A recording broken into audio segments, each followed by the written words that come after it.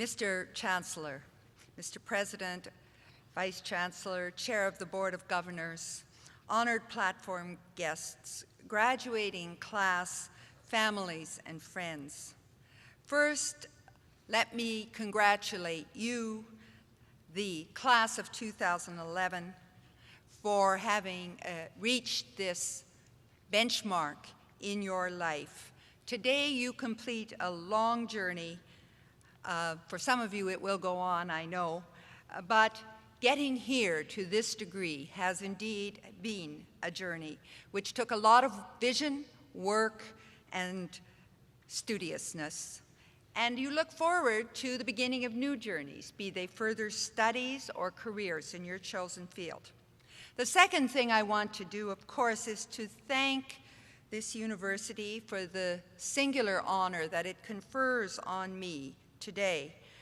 Concordia University is a respected institution of higher learning with old and venerable roots that reach into the rich past of Canada and that now support a rich flowering of Canadian thought and learning in all its diversity. This university, as much if not more than any other, represents la diversité qui est Canada.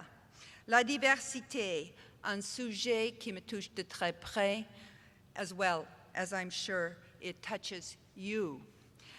As I look out on this audience, I see people with roots in every part of the world coming together to be part of the new Canada, the new world. It's also, I have to mention, a great privilege to finally catch up with my husband, who graduated from Loyola College, an antecedent of this institution. I won't say how many years ago.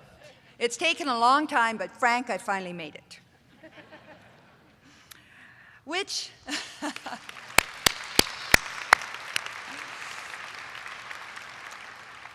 all that brings me to the obligatory aspect of this honor, what is supposed to be a few words of wisdom. I have to say I embark on this task with some trepidation. First of all, I'm acutely aware that I'm standing between you and the degrees you covet. And second, there are many in this room wiser than I, but let me try. I'd like to begin by inviting you to think about the grand arc of your life. Ancient Indian sages defined the good life as falling into 4 stages. The first stage is childhood, and all the basic education that comes with it. Elemental skills of language, social interaction, reading, writing, developing physically and mentally into a strong and healthy human being. Le développement physique et mental menant à un être humain, robuste et en santé. The second stage arrives when you cease being a child, and according to the Indians, become an adult. I don't think they had the concept of teenager firmly in their mind at that point. But at this second stage, however you define its commencement, the human being's task is to study, to perfect knowledge, a calling, or a skill that will allow you to serve others.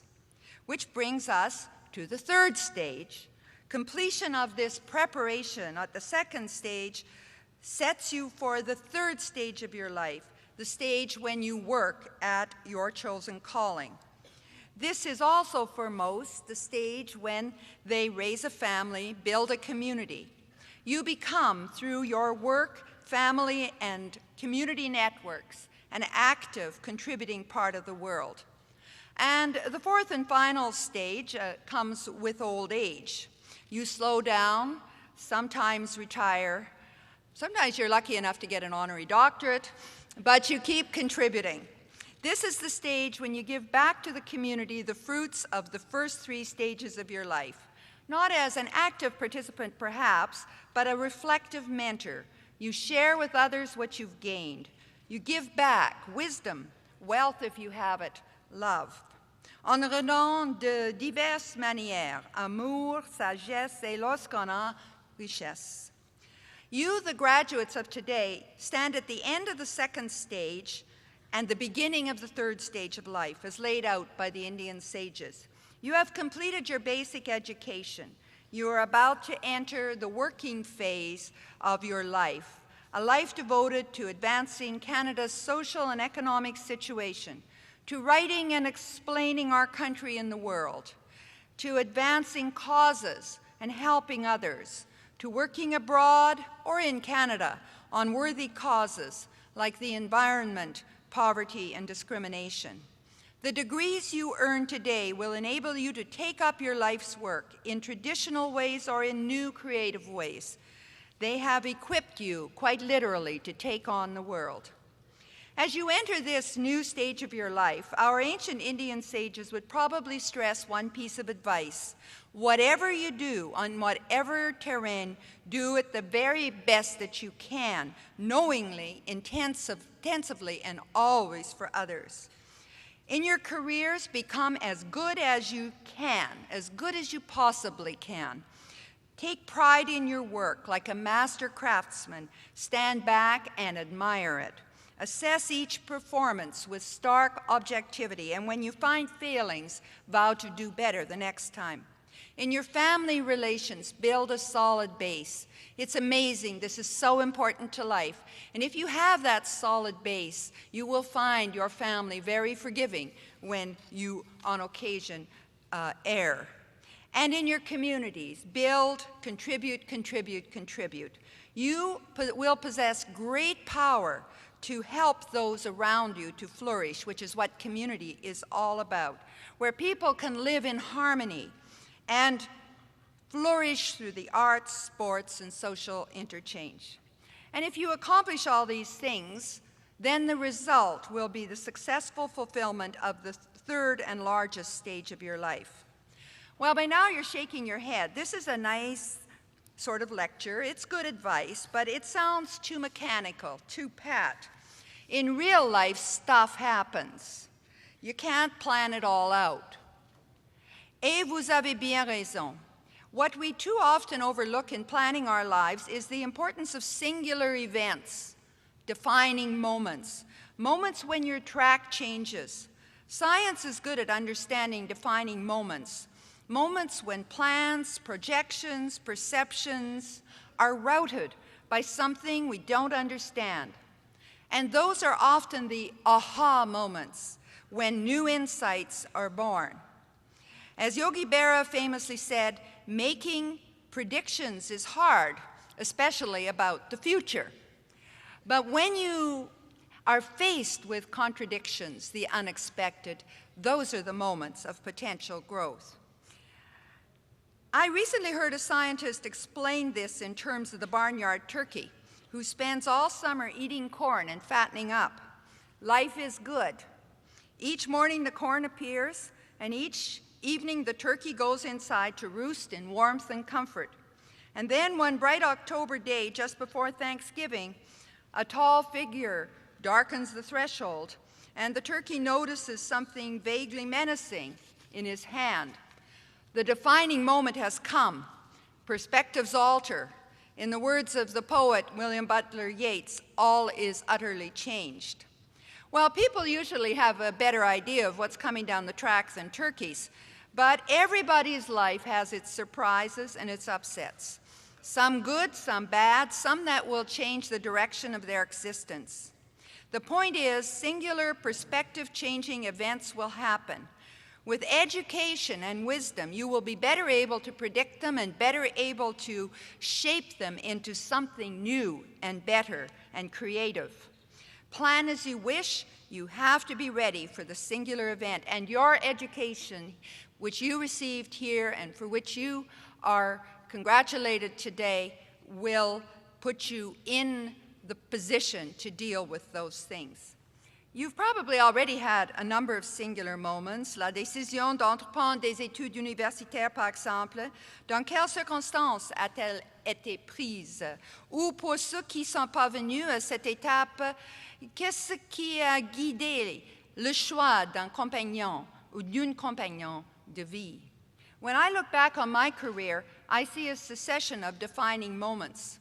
There was the moment after my grade 8 aptitude test when the teacher took me aside with a perplexed, somewhat sad look on her face. That was a long time ago. She went through the data with me.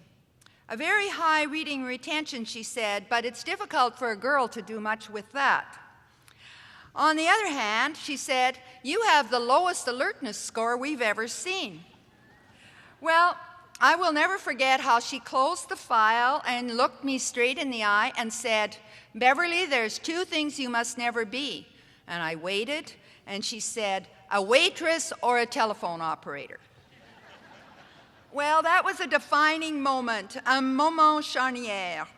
Could have been a turkey moment. But instead of pursuing the 2 most available jobs for women at the time, I decided, what the heck, I'll go to university and read books if that's all I can do. Well, my decision to pursue the law was another defining moment.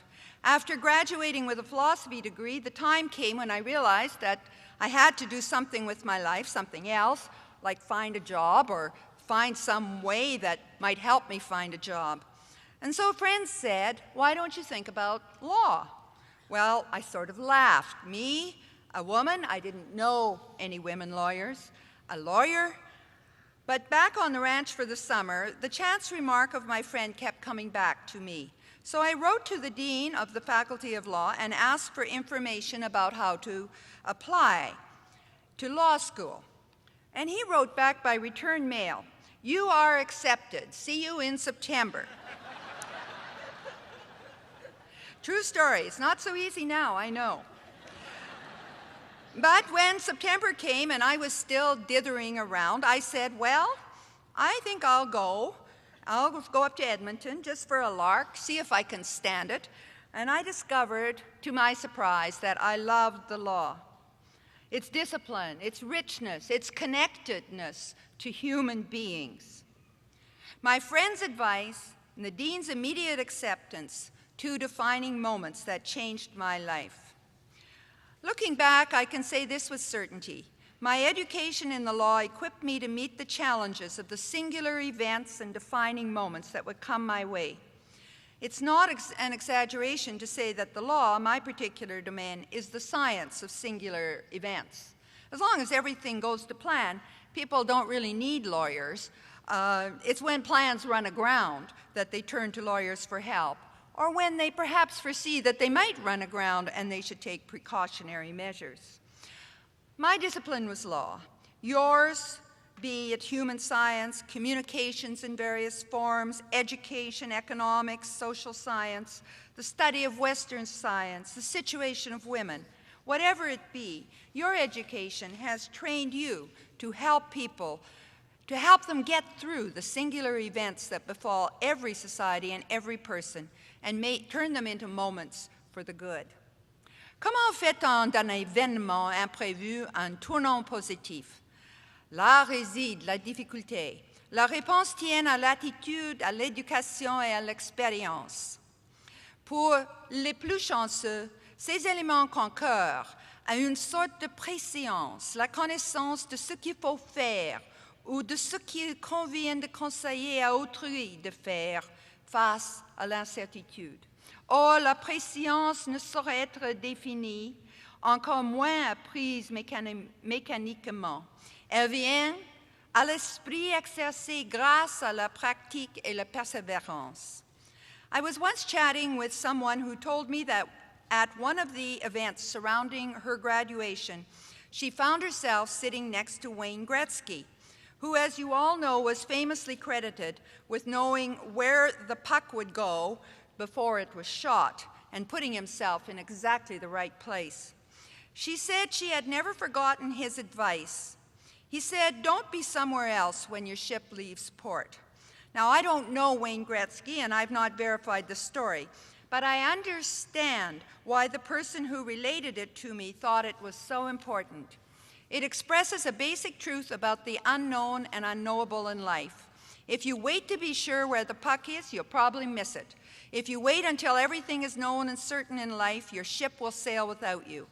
The ability to subconsciously assess where the puck is or where your next life turn lies comes from education and long hours of practice and conscious practice.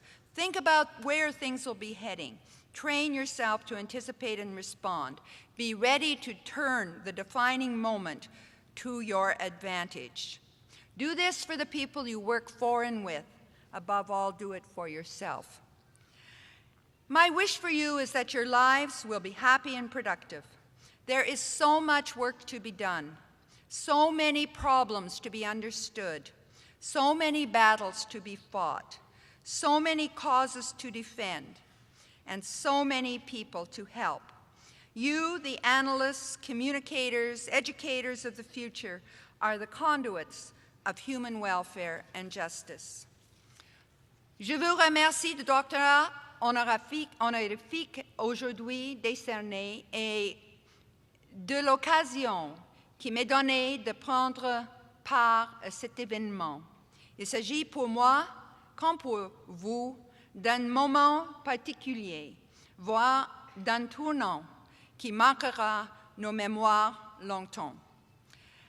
I now come to the most important part of being a convocation speaker, to recognize that I am literally standing between you, the graduating class of 2011, your degrees, and then some much-deserved fun. So savor the day, savor the night, and even the morning after. Heeding that wisdom, I shall take myself off. Merci beaucoup.